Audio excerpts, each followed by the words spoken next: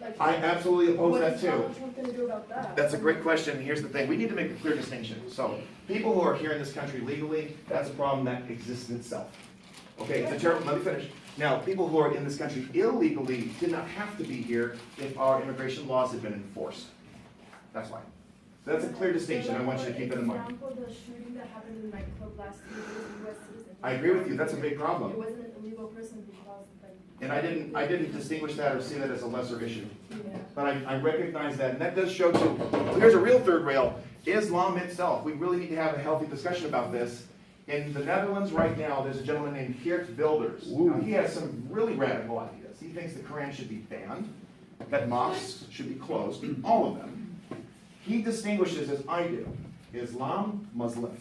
Every human being has natural rights. Every human being has natural rights. That's a Western concept, by the way. That's not a Middle Eastern one. It's not an African one. When we're talking about the kingdoms that were there, like the Kingdom of Mali, for example. That Western ideal, I don't want to see forfeited. And with Islam, with Sharia, with what's written in the Quran, it is very much in conflict with our values in this country. We need to have that conversation. They're having it in the Netherlands right now. Yes, So I assume you're a Christian, right? absolutely. Have you read the Bible? Yes, I The have. Old Testament?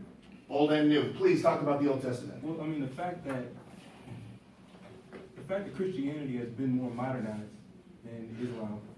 Okay, I want to make sure you finish your question. I'm really bad. I sometimes cut people off, so I want you to be able to finish before I respond. Well, yeah, well, it's more of a statement. I mean, the Bible is just as horrendous as the Quran. Really? Yep. Okay, two things, and even many Christians aren't aware of this. There is an Old Testament, there's a New.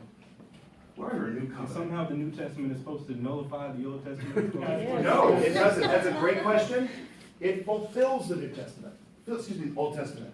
So I'm going to give you some theology here. I'm not preaching at you. You do not have to believe it, but it's in the book. Okay, y'all. Let me finish. Let me finish. I want to be respectful to him.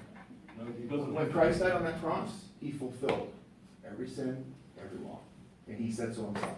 It's even prophesied in the Old. You'll see it in Isaiah 53, 54, 61. You'll see it in Jeremiah. You'll see it in Ezekiel 36. Yes. Now, we're talking about like moral behavior. Absolutely. That's outlined, you can see in Acts 15. But if I sin, I'm not going to die. In the Old Testament, you sinned, you died. If you were sassy to your parents, you got stoned. If you... Sorry, let me cut you off. So- It's the same God.